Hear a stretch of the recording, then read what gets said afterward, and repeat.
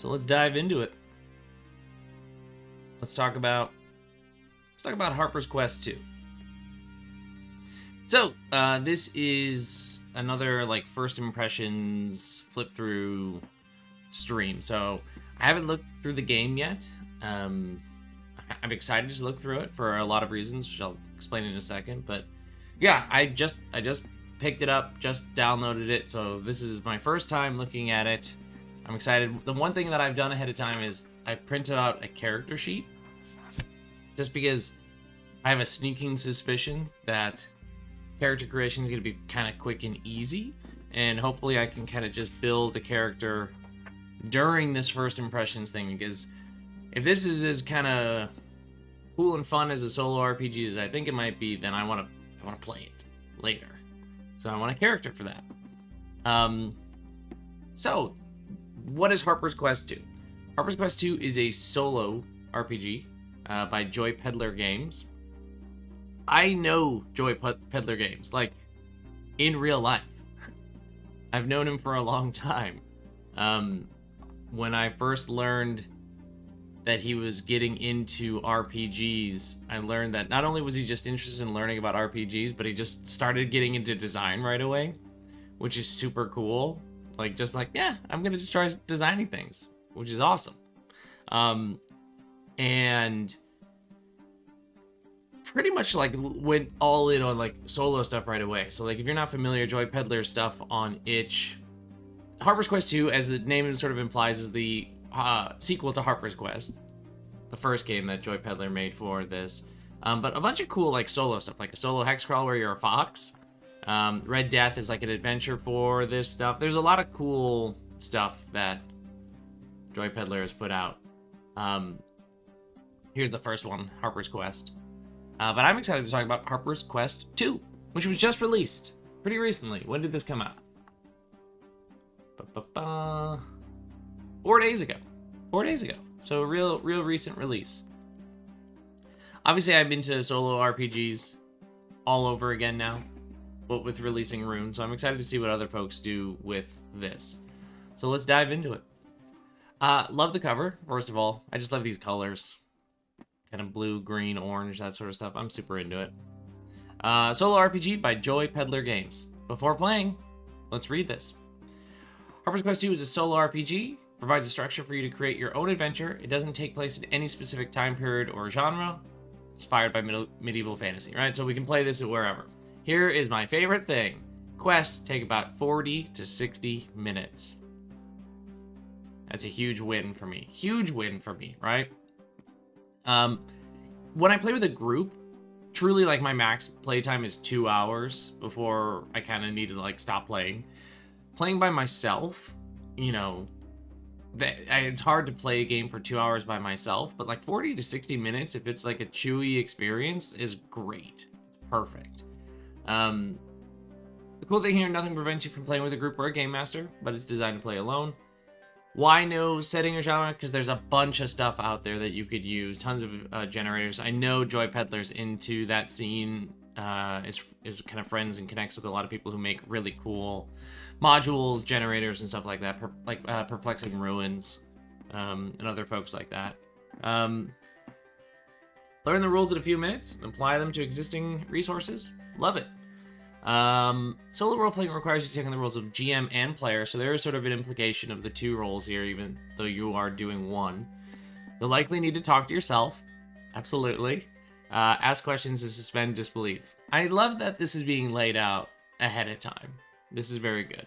Much of the discovery within a solo RPG stems from random tables, Oracle, or your imagination. Cool. Let's do this thing. Thanks for playing. Well, thanks for writing it. Here's some inspirations. It's inspirations that we would expect to see for a solo RPG, right? So DCC, Ironsworn, which I still gotta... I've read like the first 10 pages and then I got distracted with other things. I gotta get back into Ironsworn. Scarlet Heroes, heard a lot about that. Fallen, I love Fallen. I think Fallen's really good by Perplexing Ruins. I got a bunch of Fallen stuff. Here's so the cover art and art that we're seeing, people that I've heard of and seen from around the scene, Perplexing Ruins, Evelyn, Thomas, awesome to see all of their art. Like, a lot of these folks have Patreons where you can get access to their art. They just make really cool art that you can just slap into your games, and it's an unbelievable resource. So absolutely consider checking these folks out as well if you're on the market for some art. All right, it's all linked up. It's 26 pages. Sorry, 27 pages. Quick, easy. Look at this little, this little goblin. It's all linked. Love that. I'm not gonna read the table of contents. We're gonna just read the game, right? Starting out. Quests drive your adventures. Roll on the table below, and we're gonna just dive right into this. We're absolutely just gonna dive right in. And generate your own based on interpretation of the results. Quests should be more than one area or dungeon. A short quest could be 2 to 3 areas or dungeons, a long quest 3 to 4, and an epic quest 5 or more areas. Good to know. I'm gonna just say, I'm gonna write for myself, we're doing a 2 to 3 areas is what I would like to see, just to kind of generate. All right, what is my goal? My goal is to plunder. Goal, plunder. What am I plundering? I am plundering something haunted. Something haunted. All right. Going into a spooky tomb or something. I love that. Who gave me this quest? Who gave me this quest? Rumors. Rumors gave me this quest. Where do I have to go for this haunted stuff? A castle. Going to a haunted castle because of the rumors. Boss type? Nature. Nature has its way with me. And then lastly, why am I doing this? Why go on this quest in the first place? Wealth. I mean, wealth feels so appropriate for plunder. Excellent.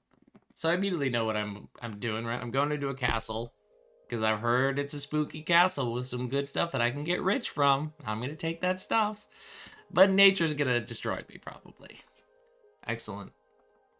All right, building a quest area. Area or dungeons are made up of rooms. So, in theory, if we were to play this out, we want 2 to 3 of these things. Dungeons or areas, right? So, I'm already kind of imagining in my head, like, what areas would exist in this quest that I've rolled up. There's the castle itself, right? So I could imagine that each, like, level of the castle is maybe an area. Or I could do the kind of countryside approaching the castle as an area, and then the castle is just a whole area on its own. This is how I'm interpreting area immediately, at least. Areas are made up of rooms in quotes, because a room in a forest is a bunch of different areas. Roll 2d6 for the total number of rooms, then add one final room for the boss. Or if you're using a predefined map from another module, the work is done for you. Excellent. Just choose a final boss. Don't forget to search for clues. Ooh, interesting. Interesting. Cool. So I would kind of imagine area 1 is going to be the countryside up to the hill, or up to the castle. And let's just see how many rooms there would be in that. I rolled 6, so 7. 7, because you have to add one for the final boss. And then the castle itself. How many rooms are in this ruined castle? 5. So 6. Right? Cool. Creating an adventurer. Alright, no classes here. That's an interesting thing about Harper's Quest, is that it is intentionally designed to be open to interpretation, right? For us to be able to slot this into any genre or setting, or to kind of put any kind of module that we know out there. So, like, the number of, like, cool Morkborg modules in adventures that I have, or, like, Chris Bizet, I have a shit ton of Chris's adventures, right? They don't have any implication of classes or anything in them, so you can be whatever you want in this. First, you roll your AC, your attack ceiling. This is the number you must roll at or below to hit your enemies. Okay, so this is your target for hitting people. Roll 46 and remove the lowest. Add the remaining die together, and that is your AC. Oh, okay. Let's roll that up real quick and see what we get. Removing the lowest, I got a 12. 4, 5, and 3. My AC Our attack ceiling is 12. All right. Hit points are next. This is the damage you can take before you're out of the fight. Follow the same process as AC. Ah, all right, easy enough. Let's do it again. 10. 622 are the ones that I get to keep. I'm not like smart enough at math to know whether or not that is a good good value or not. That seems fine. I'll take it. Next are your attributes. There are 3 attributes: strength, dexterity, wisdom. Classic trio that we see in lots of games. Roll 3d6 for each attribute, 1 at a time. No trading attributes, swapping or anything. It's just, it is what it is. All right. I'm gonna roll it in the order of the character sheet, which is in Dex, Strength, and Wisdom. So, Dex, got 12. Can't believe I'm making myself do math on stream. Strength, I got a 9. I'm nimble, not very strong. Not very wise either. I got a 9. All right, strength. That's the thing that lets us bash, smash, things like that. Melee, dexterity, all that sleight of hand stuff, ranged weapons, what you would expect. Wisdom, perception, stuff like that. Speechcraft, and magic. Currency lets you purchase goods, advance skills, and upgrade weapons. Roll 3d6 and multiply the result by 10 for your starting currency. And then you purchase stuff. I'm not going to purchase a bunch of stuff right now just because I want to have time to go through the whole thing. But I'll just see how much money I have to start. I rolled very good. I got 11. I got 15. I got 150. I'm rich.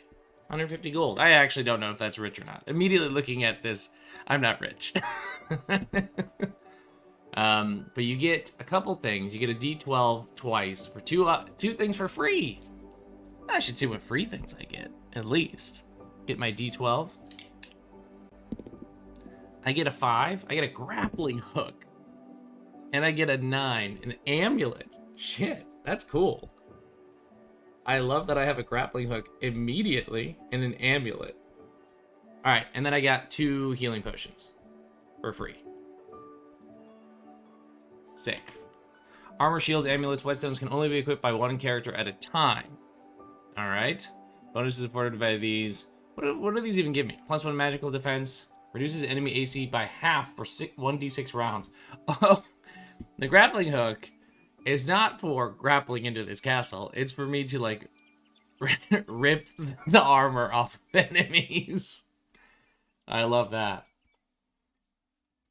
Rewards. Finding heirlooms. Upgrade your current character. Okay. You can also bequeath them to permanently upgrade your next generation, next PC upon your... All right. So what have we just learned from this sentence? Probably gonna die. That, there is... Okay, so there's like a lineage thing going on here. But you can permanently upgrade your next generation if you bequeath them. That's interesting. Okay. So these are the sorts of rewards and heirlooms that you can get. Silver key, golden key, crimson potion, indigo potion. That's cool. I like that a lot. Okay, so look at this. So let's say my heirloom that I got at the end of my quest is an indigo potion, right? I could either consume it with my current character and get 1d4 max HP, or if I feel like my character's not interesting enough or on their last legs anyway, or I'm ready to kind of see the next generation, I could bequeath it instead, and that person gets 1d8 max HP. That's very cool, right? Learn a new spell, or +4 wisdom for your next generation. This is super cool. I really like this concept of advancement, of like the choice between, do I want to keep this for myself, or do I want to pass this to somebody else? All right, so those are the rewards. After successful quest, take a well-deserved rest. Training. Ooh, interesting. So you got training. Oh, and gold. Gold is XP, right? It's the classic RP system. Gold is XP. If you get a bunch of gold, you can increase your stats. Perfect. Excellent. Weapons and magic. Choose any weapon. Damage depends on the quality, not the specific weapon. You'll purchase your starting weapon. Okay, I have 150 gold, so I'm not sure what I can buy. We'll find out. Find treasure, defeat enemies to gain gold, and upgrade your starting weapon. Ah, so there's a sense of like upgrading rather than like getting new stuff. Magic is powerful. Even a weak cast rolling above wisdom causes damage. Rolling below wisdom results in success, which causes moderate damage. Rolling exactly your wisdom is an ultra cast. I love when games make exactly the value an exciting thing. Like I read Soul Burner the other day by Adam Bass, and you know this is it's the second of Adam's games that I know of that like when you roll exactly the thing, something much more interesting than success or failure happens. I like when that happens in games, so that's cool. It makes for an exciting thing. Starting characters get one spell by rolling a d6 on the spell list in addition to distraction. Oh, so you always get the distraction spell. Using magic during battles takes up 1 turn. Spells can be used outside battle anytime. Cast spells 3 times per day or per area dungeon. Magic scrolls is single use. Cool. Based off of the stuff, the amount of money that I can afford. I can afford a repaired weapon, which is d6. A d6 weapon. I'm gonna have a melee weapon. No, I'm gonna have a ranged weapon. I forgot I have terrible strength. Let's roll a d8. Let's just roll it. Where's my d8? Could be anywhere. Could be anywhere. Okay, here we go. 5 for my ranged weapon. I got a longbow. I got a repaired longbow. That ain't bad. That ain't bad. It's a d6. Because that's, right, like, it doesn't matter, like, if I have rolled rocks or longbow. There's no mechanical difference in terms of how they're resolved. All that matters is the quality of it. And the quality of it is repaired. It's cool. So I've got that. I also spent 100 gold to do that. So now I have no money. I don't have a lot of money. Distraction, an unlimited cast spell that all possess. Interesting. Generates a natural phenomenon like wind gust, smoke, or loud clang. Rolling at or below wisdom results in a successful distraction. I think that's really interesting. It's a spell, right? Like it's considered a spell, right? But you can almost kind of just treat this as like a generic action that everybody has access to because it's unlimited. Unlike all the other spells that have a number that you can do. This is just like an action that everybody has access to, which feels really good for a solo RPG, right? Like I like the idea of resource management of spells and things like that. But this is like such a low stakes thing, but also a thing that seems extremely valuable in a solo setting.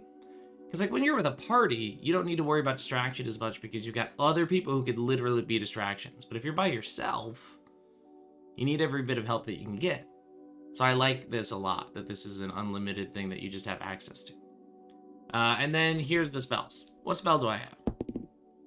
I got 4. Ice Blast. Sick.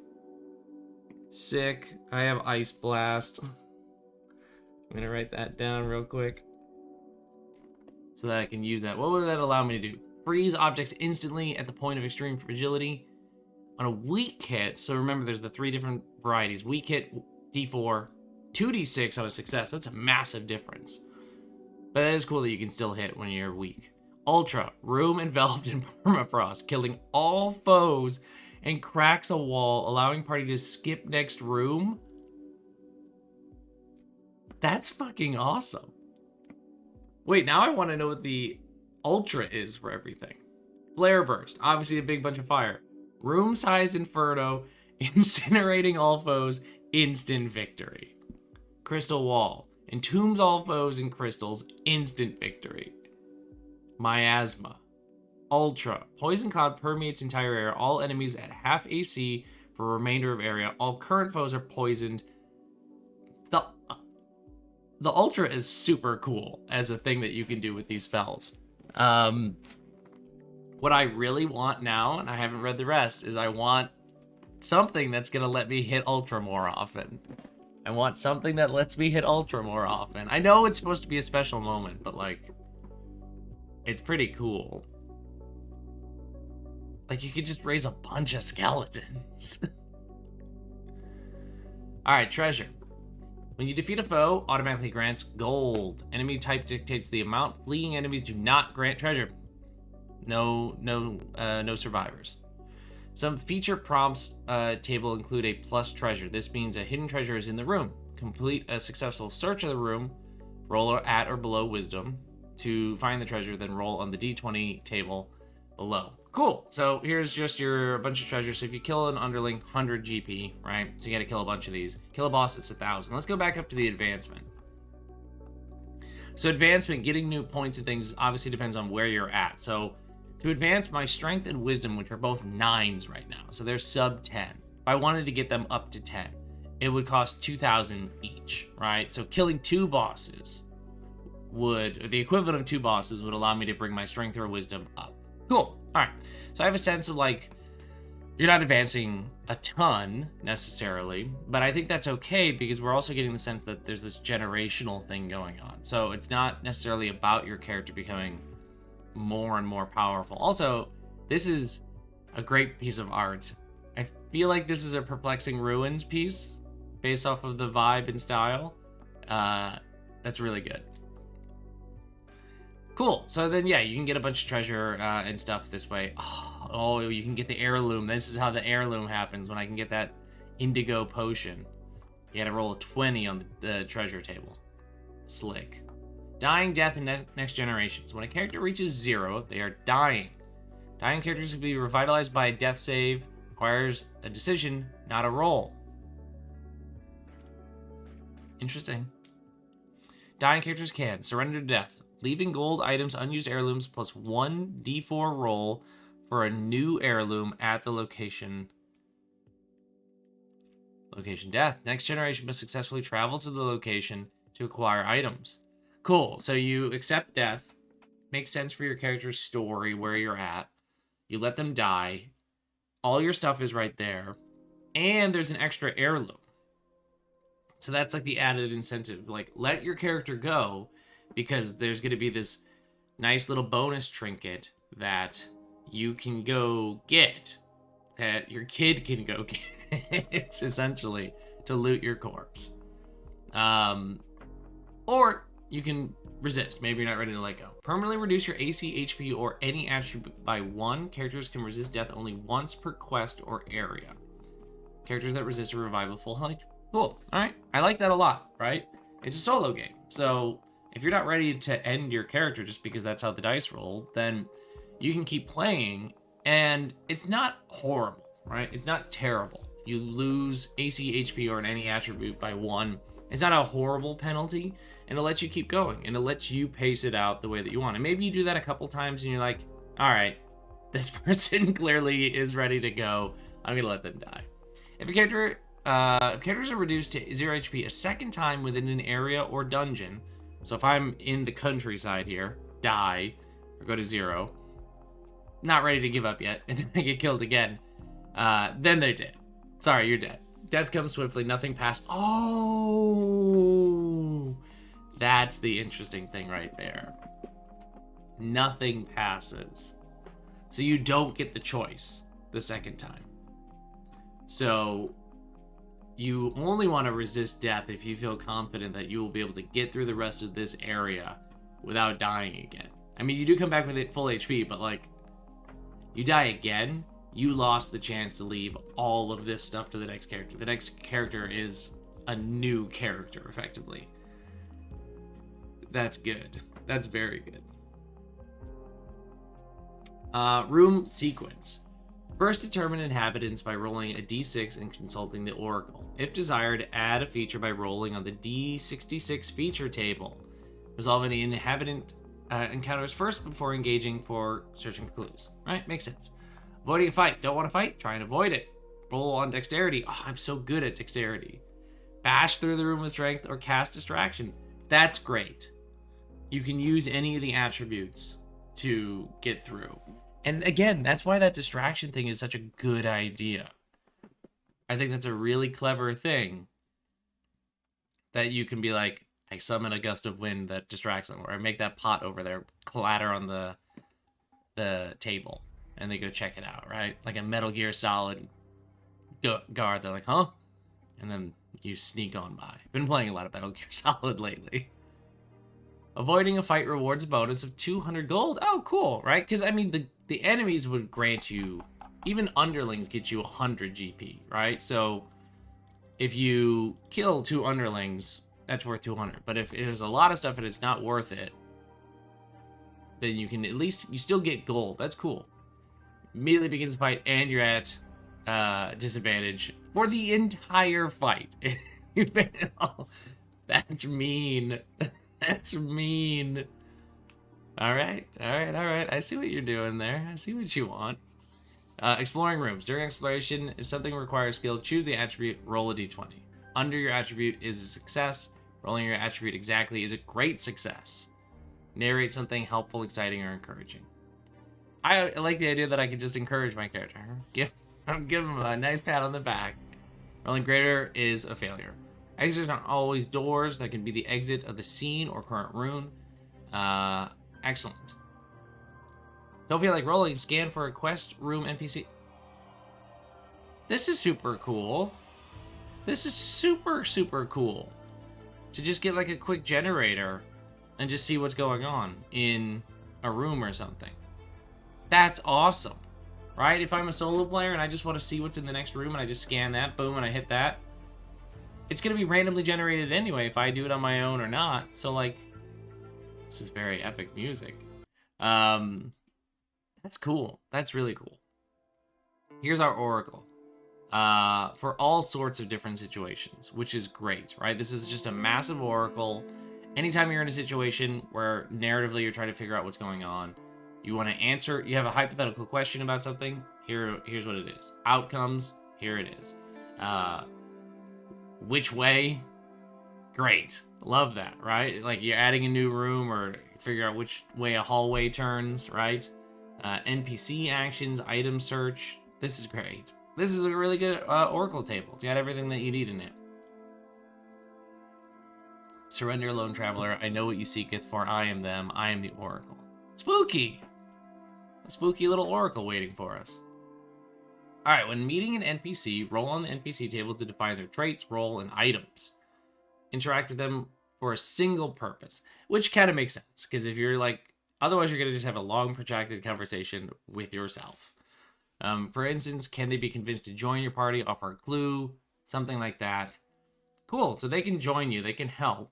You get one thing that's a 14, and then everything else is a 10. Nice.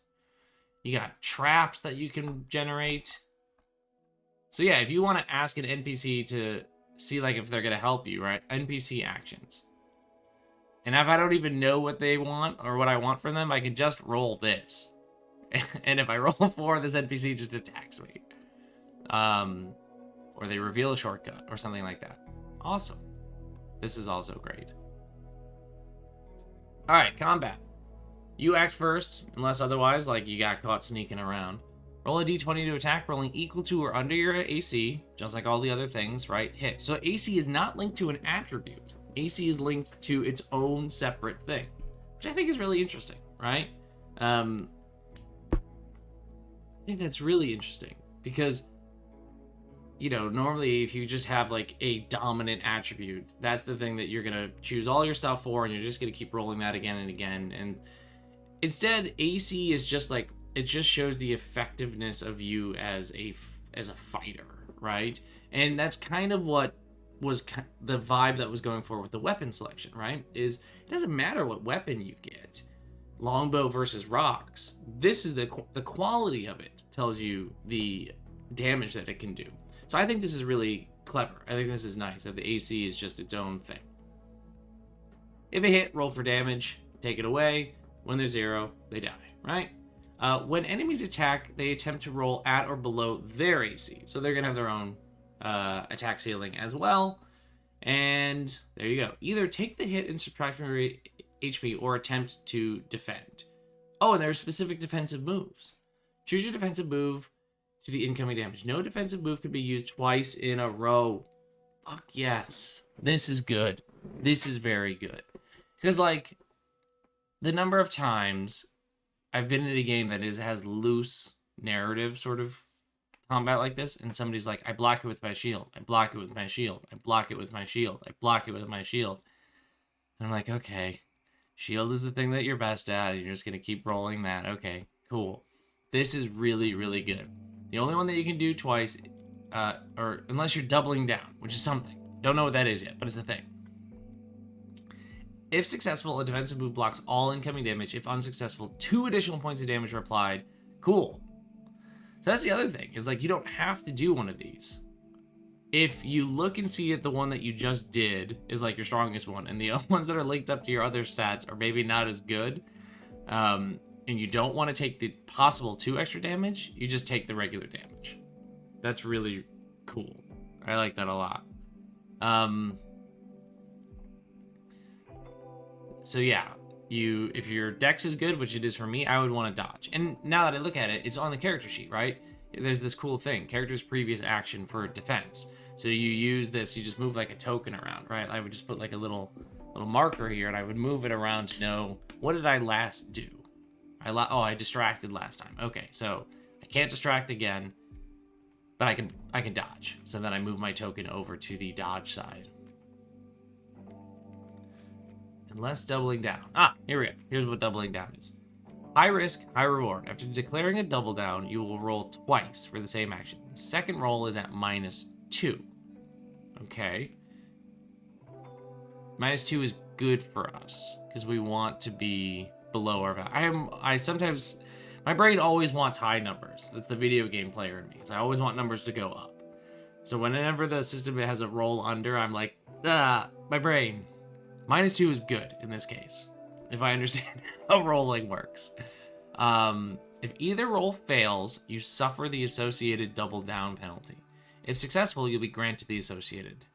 And this is the thing that you can, okay. So you can dodge once, and then if I want to dodge again, I do the double down dodge thing. So if I'm successful, I get to immediately do a single attack on every enemy. Awesome, right? So I risk dodging again because that's the thing that's linked to my best attribute. And if I pull it off, not only do I dodge, but I also get to do a cool counterattack on everybody. But if I fail, if either of those 2 rolls fail, I end the turn prone, and I must use my next turn to rise. So my dodge, I fall on my butt, and I'm in trouble, right? Block, you take no damage for the next 2 hits, right? I've set myself up. I don't have to do defensive actions for the next 2 times I'm hit. Or I take 2 times the damage for the next 2 hits. This is very cool. I like this a lot. Great example of, or I'm glad to see a combat example. We don't need to read through it, but I love to see it. Momentum. Momentum is a thing that I've seen in a couple solo RPGs, like in Ironsworn. Momentum allows for multiple damage rolls, dealing massive damage in a single attack. Characters gain momentum 2 ways. Rolling your ceiling, if you get that mega crit thing, and then rolling the top 2 dice values on your damage. So 5 and 6 for d6, 7 and 8 on a d8. Okay, got it. So you're more likely to get it with a d4 or d6 than you are a d8, right? You got a half chance or 1/3 chance versus a quarter chance. The additional damage rolls use 1 die step down, ending at a d4. So let's say I roll a 5, right? If I roll a 5 on my damage die, then I get to, with a d6, then I get to roll a d4 and add that in addition, with d4 being the lowest. But if I rolled like I rolled an 8, right? Roll an 8, or no, sorry, a 9 or 10. I get that, and then I roll a d8, and if I hit a 7 or 8 on that, I get to roll a d6. So it's kind of like an exploding die that shrinks. That's cool. That's super cool.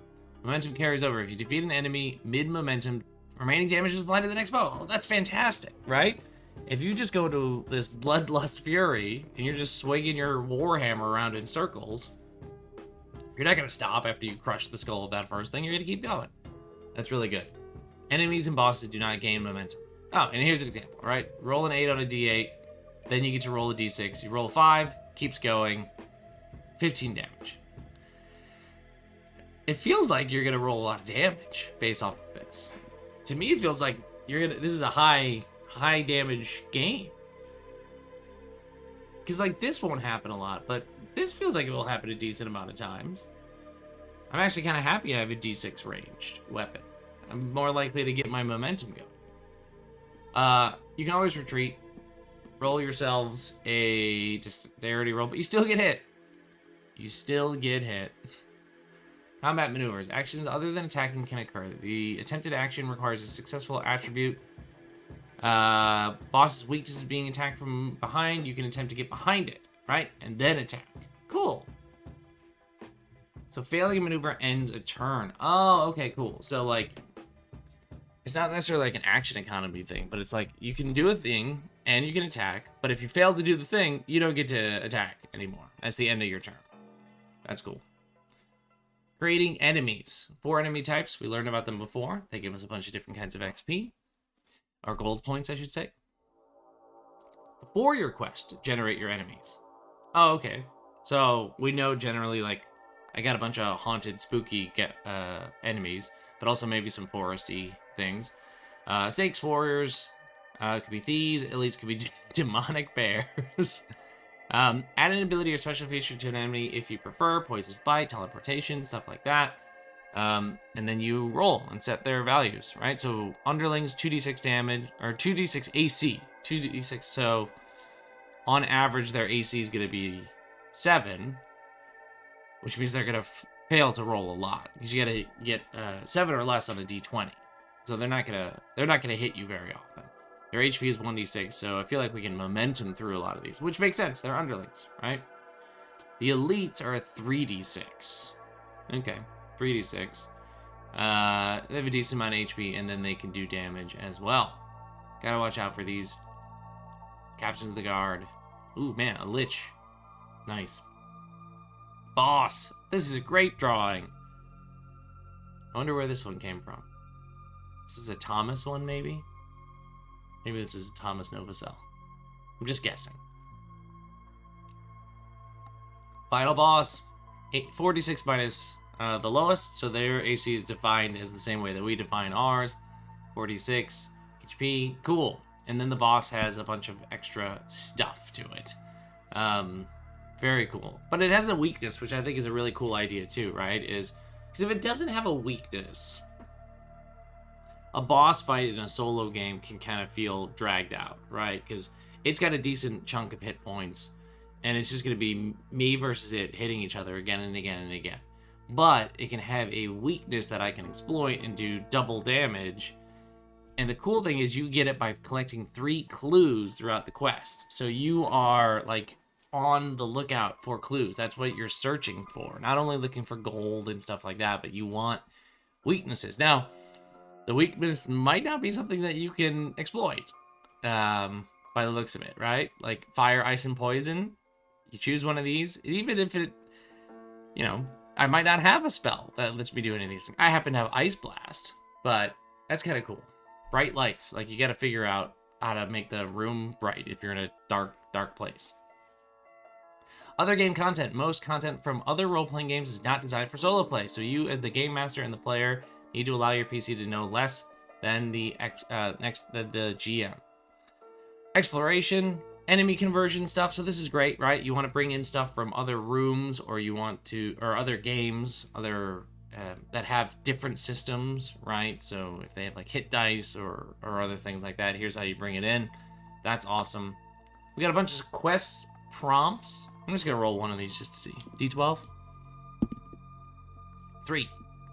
After months of imprisonment, you manage to tunnel out of your cell, sweet, deep within Colbid Castle. Hey, I heard a rumor about this castle. Weakened and without supplies, try to escape to freedom.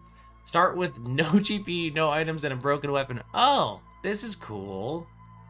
Oh, this is cool. So this is how I start. This is how I could start. Each of these has a boss attached to it that you can kind of create. Oh, and then there's a full-blown adventure. There's a full-blown adventure, the Crystal Guardian. We won't read through the whole adventure, obviously, because we don't want to ruin it for us. But this is awesome. So, a whole adventure. Here's our rooms to our place. Here's the forest. Bunch of prompts that you can use for this. All right, here's our prompts tables. Here's our NPC tables. Tables galore. I thought I saw something, a crow skull. Absolutely love it. Tons of verbs, tons of nouns, all the stuff that you could ever possibly need to just quickly figure out something. And it is by JoyPeddler Games. So that's Harper's Quest 2, the sequel to JoyPeddler Games' first solo game, Harper's Quest. This is super, super cool. I'm excited by it. I'm excited to see him designing more and more stuff. I've got my character sheet mostly filled out here, which means I could probably run an adventure. I'll probably run a Chris Brissette adventure, honestly. I'll probably go grab that dungeon drop box wherever I have left it. It's right here. So I'll probably go grab this dungeon drop box, right? Grab a dungeon that Chris Brissette wrote, like one of those pamphlet dungeons or something like that, and run it with Harper's Quest. That would be super cool. I think that would be a really fun thing to do. So if you're interested in playing any solo RPGs or anything like that, highly recommend checking out Harper's Quest. It is on itch, JoyPeddler Games. Just search JoyPeddler or Harper's Quest, and you'll find it. The 2 is the second one, but also you'll see that JoyPeddler has a bunch of cool stuff. Adventures, these 2 in particular, are pretty cool. So check it out. I hope you enjoyed this flip through. I enjoyed flipping through it and learning about Harper's Quest, and we'll see you later. Bye.